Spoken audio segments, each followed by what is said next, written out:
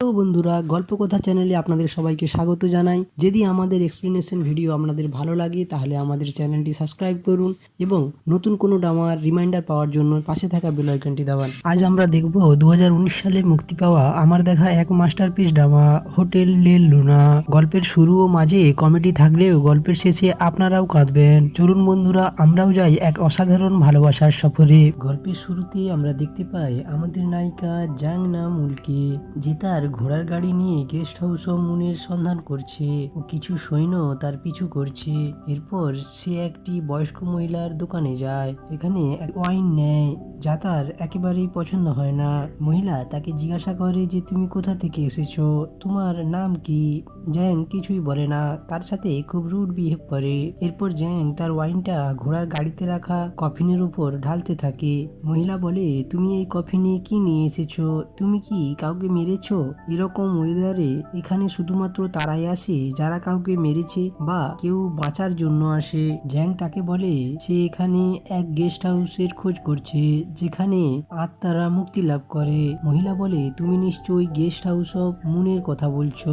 Jung guest হাউসের রাস্তা জানতে চাইলে মহিলা বলে, তুমি ওখানে যেতে পারবে না, কারণ ওখানে শুধু মৃত মানুষেরাই যেতে পারে। তখন জ্যাং তার তরোয়াল বের করে গলায় ঠেকিয়ে বলে, আমি এর জন্য মরতেও প্রস্তুত, আর যাদেরকে আমি মেরেছি সবার দায়িত্ব নিতেও রাজি। এই সময় জ্যাং সেই সৈন্যদের দেখতে পায় যারা তার পিছু করছে এবং সেখানে তাদের তাড়া করে যায়। জ্যাং তরোয়াল সামনে করতেই তারা সবাই সেখান থেকে ভ্যানিশ হয়ে যায়। মহিলা বলে, তুমি ওদের অনেক আগেই মেরে ফেলেছো। এরপর জ্যাং লক্ষ্য করে সে এক অদ্ভুত জায়গায় দাঁড়িয়ে আছে ও তার পেছনে সে কিছু অনুভব করে, যার ফলে সে তার তরোয়াল দিয়ে আঘাত করে ও সে দেখে যে একটি খালি গাছের উপর আঘাত করেছে এবং তার তরোয়াল সেই গাছটির মধ্যে পুরোপুরিভাবে চলে যায় এবং দেখতে দেখতেই সেখানে একটি হোটেল তৈরি হয়ে যায়। সেই বয়স্ক মহিলা এগুলি কিছু দূরে দাঁড়িয়ে দাঁড়িয়ে দেখছিল এবং বলছিল গেস্ট হাউস অফ মুন তার পরবর্তী মালিক পেয়ে গেছে। ও জ্যাংয়ের ঘোড়ার গাড়ি ও তার সেই কফিন নিয়ে সে তার সাথে অনেক জিনি পোকাও যাচ্ছিল। তাদের মধ্যে একটি জিনি পোকা সেই গাছটিতে ফিরে এসে বসে। এই পোকাটি সম্পর্কে আমরা লাস্টে জানতে পারবো। এরপর আমরা দেখতে পাই 1998 সালের দৃশ্য, যেখানে ছোট চ্যান তার বাবার সাথে একটি লেকের ধারে বসে আছে। আজকে চ্যানের জন্মদিন, তার বাবা তাকে তার পছন্দের খাবার খাওয়াতে পারেনি বলে খুব দুঃখ পাচ্ছিল। সেই সময় সেখান দিয়ে এক দম্পতি যাচ্ছিল ও তাদের টাকা সেখানে পড়ে যায় যা চ্যাংয়ের বাবা নিতে চাইছিল, কিন্তু চ্যাং তাদেরকে সেটি ফেরত দিয়ে আসে। তার বাবা বলে, আমরা আজ তোমার মন মতো খাবার খেতে পারতাম। চ্যাং বলে, তাও তো জরুরি নয়। এরপর সেখানে সেই মহিলা আসে ফুল বিক্রির জন্য, কিন্তু চ্যানের বাবা বলে আমাদের দরকার নেই, বলে সেখান থেকে চলে যায়। এরপর আমরা দেখতে পাই পাশের এক নদী থেকে এক মহিলার মৃতদেহ পুলিশ উপরে তুলছে। দূরে সেই মহিলার আত্মা চাঁদের দিকে এক দৃষ্টিতে তাকিয়ে আছে।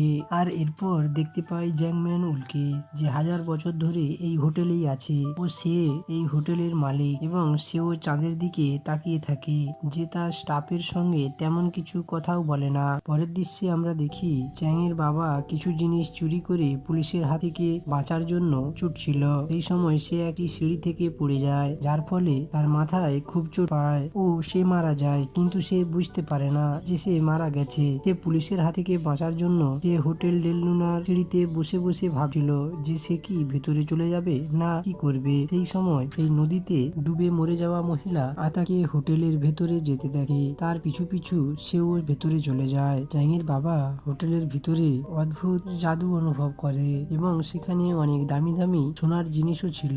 এরপর হোটেলের ম্যানেজার তার স্টাফকে বলে, এই লোক এখানে কি করছে, এ হয়তো এখনো মরেনি। চ্যাংয়ের বাবা হোটেলের চারিদিক ঘুরতে থাকে ও সে বলে এই হোটেলটা কত বড় আর কত সুন্দর। তারপর সে ঘুরতে ঘুরতে একটি গাছের কাছে যায়। গাছে অনেক সুন্দর সুন্দর ফুল হয়েছিল। জন্মদিনে চ্যাংকে দেওয়ার জন্য সেখান থেকে একটি ফুল তুলে, কিন্তু সেই সময় জ্যাংম্যানুল সেখানে চলে আসে। সে চুরি করার জন্য চ্যাংয়ের বাবাকে মারার সিদ্ধান্ত নেয়, কিন্তু চ্যাংয়ের বাবা জ্যাংয়ের কাছে তার জীবন ভিক্ষা মাগতে থাকে, বলে আমার ছেলে আমার জন্য বাড়িতে অপেক্ষা করছে, আজ তার জন্মদিন, আমাকে যেতে দাও, আমি আর খারাপ কাজ করব না, আমি আমার ছেলেকে ভালো জীবন দেওয়ার জন্য চুরি করেছি।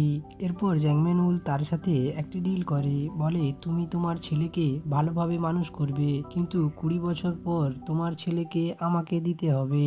তার কাছে কোনো পথ না থাকায় সে রাজি হয়ে যায়। এরপর তার আত্মা তার শরীরে ফিরে আসে ও সে বেঁচে যায়। তারপর সে চ্যাংয়ের সাথে যাচ্ছিল, সেই সময় একজন মহিলার শেষ কার্য সম্পন্ন হচ্ছিল।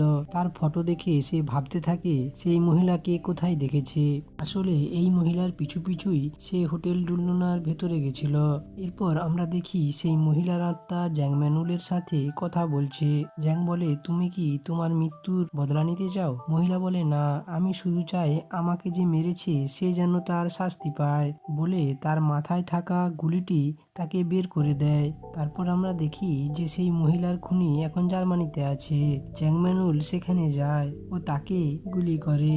জ্যাংম্যানুলকে কেউ দেখতে পায় না, শুধু সেই খুনি ছাড়া। সে মারা যায় না, কিন্তু সেই মহিলাকে অর্থাৎ তার আত্মাকে সে দেখতে পাচ্ছিল, যার ফলে সে খুবই ভয় পেয়ে যায়। এরপর সে তার হোটেলে ফিরে আসে।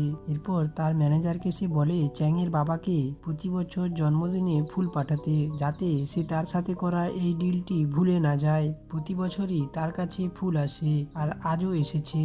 আজ তার 20তম জন্মদিন। তার বাবা তাকে এই ঘটনার ব্যাপারে আগেই বলেছিল, কিন্তু এবারে তার কাছে ফুলের সাথে একটি কার্ডও আসে, যেখানে চ্যাংকে হোটেল ডেলডোনাতে কাজের জন্য হায়ার করা হয়েছে। তাদের সাথে কাজ করার জন্য প্রস্তুত থাকতে বলা হয়েছে। চ্যাং এরপর তার বাবার কথা সে ভাবতে থাকে, কিন্তু চ্যাং তারপর সেই কার্ড ও ফুল দুটোকেই একটি ডাস্টবিনে ফেলে দেয়। এরপর সে একটি ট্রেনের মধ্যে ওঠে, যেটাতে খুবই ভিড় ছিল।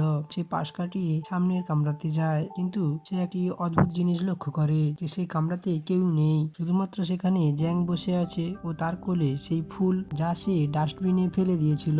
তাকে জ্যাং জিজ্ঞাসা করে, তুমি কি হতে কাজ করতে চাও না? চ্যান বলে, আমার বাবা তোমার ব্যাপারে আমাকে বলেছিল তুমি একজন ভয়ানক মহিলা। জ্যাং বলে, আমাকে দেখে কি তোমার ভয়ানক বলে মনে হয়? চ্যান বলে, দেখে তো মনে হচ্ছে না, তবুও আমি তোমার হোটেলে কাজ করব না।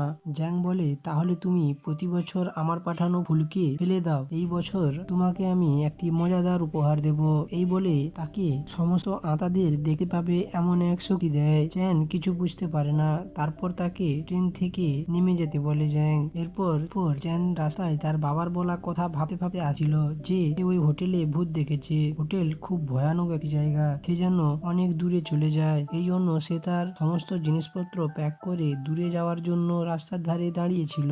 তখনই সে তার পাশে একটি মেয়েকে দেখতে পায়। চ্যান বলে, আমি তোমার আগে এসেছি, তুমি তো তা দেখেছো। মেয়ে তার উত্তরে বলে, আমি দেখতে পাই না।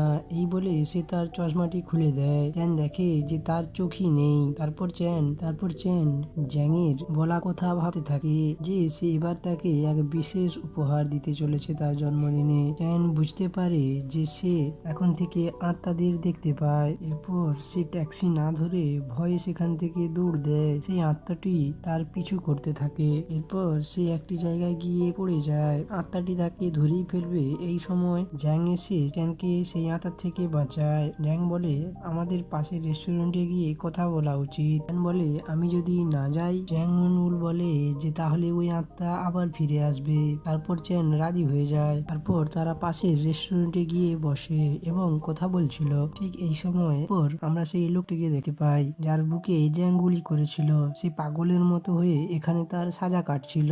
জ্যাংকে দেখে সে চিনতে পেরে যায়। সে একটি ধারালো রড দিয়ে জ্যাংয়ের বুকে আঘাত করে, যা দেখে চ্যান ভয় পায়। জ্যাং বলে, তুমি যদি পালাতে চাও তাহলে এখনই পালাও। এই শুনে চ্যাং সেখান থেকে পালিয়ে যায়। এরপর জ্যাং তার অতীতের কথা ভাবতে থাকে, কিন্তু কিছু সময় বাদে চ্যান একটি ঠেলা গাড়ি নিয়ে ফেরত আসে। সে জ্যাংমুলকে তুলে সেই ঠেলা গাড়িতে ওঠাতে যায় ও বলে, তোমাকে আমি এই গাড়িতে করে হোটেল ডেল লুনাতে পৌঁছে দেব। এরপর জ্যাং নিজে থেকেই উঠে দাঁড়ায় এবং তার বুক থেকে সেই রডটি বের করে হাওয়ায় উড়তে থাকে। বুক থেকে সেই রডটি বের করে হাওয়ায় উড়াতে থাকে এবং সোজা গিয়ে সেই রডটি লোকটিকে লাগে, যার ফলে সে সেখানেই মারা যায় ও ধুলো হয়ে উড়ে যায়। জ্যাং বলে, আমি তোমাকে পালানোর সুযোগ দিয়েছিলাম, কিন্তু তুমি পালাওনি। তুমি এখন যেতে চাইলে আমি তোমাকে মেরে ফেলবো। এখানেই বন্ধুরা আমাদের প্রথম এপিসোড শেষ পায়।